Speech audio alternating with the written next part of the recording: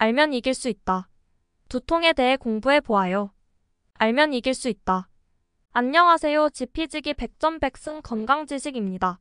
오늘 공부해 볼 지식은 두통입니다. 두통이란 무엇인가요? 두통은 매우 흔한 증상으로 전체 인구의 70%, 80%가 한 번쯤은 경험하게 됩니다. 많은 사람들이 두통을 느낄 때 혹시 뇌에 큰 문제가 생긴 것은 아닌지 걱정하기도 하지만 실제로 두통이 심각한 질병과 직접적으로 연관된 경우는 드뭅니다. 두통의 종류. 두통은 크게 두 가지로 나뉩니다. 첫째, 특별한 원인 없이 발생하는 원발 두통과 둘째, 다른 질병이나 외상으로 인해 발생하는 2차 두통입니다. 원발 두통에는 긴장성 두통, 편두통, 군발 두통이 포함됩니다. 반면 2차 두통은 머리나 목 부위의 외상, 질병으로 인한 두통, 약물의 과다 복용 또는 갑작스러운 약물 중단으로 인한 두통 등이 있습니다.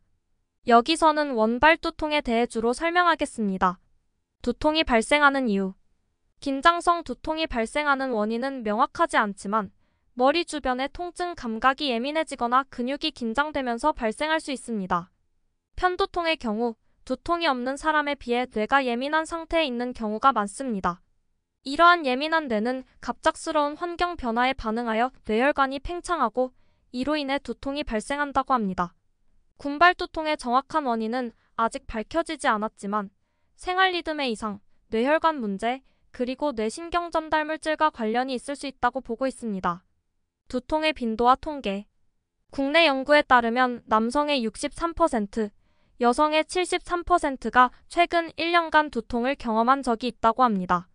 미국에서는 성인의 약 40%가 일상적으로 두통을 경험하며 남성의 91%, 여성의 95%가 두통을 경험한 적이 있다고 합니다.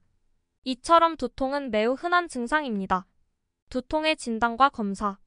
두통의 원인을 정확히 파악하려면 두통이 발생하는 시점과 양상을 기록하는 두통일기를 작성하는 것이 도움이 됩니다. 또한 아래와 같은 증상이 나타나면 즉시 병원을 방문해 진찰을 받아야 합니다. 지금까지 경험한 적 없는 심한 두통. 50세 이후에 처음 발생한 두통. 열이 나거나 목이 뻣뻣해지며 피부에 발진이 생길 때. 에이즈나 암과 같은 질환을 앓고 있는 경우 평소와 다른 두통이 나타날 때. 팔이나 다리가 저리거나 시야가 이상해질 때. 머리를 다친 후 발생한 두통. 두통이 5분 이내에 갑자기 극심해질 때. 격렬한 운동이나 기침, 갑작스러운 움직임 후에 두통이 계속될 때. 두통은 대부분 심각한 원인 없이 발생하지만 위와 같은 증상이 있다면 주의가 필요합니다. 일상에서 두통을 자주 경험한다면 두통의 양상과 원인을 이해하고 적절히 대처하는 것이 중요합니다. 이렇게 해서 두통에 대해 알아보았어요. 오늘 공부하느라 수고 많았어요. 여러분도 항상 건강하고 행복한 하루 보내세요.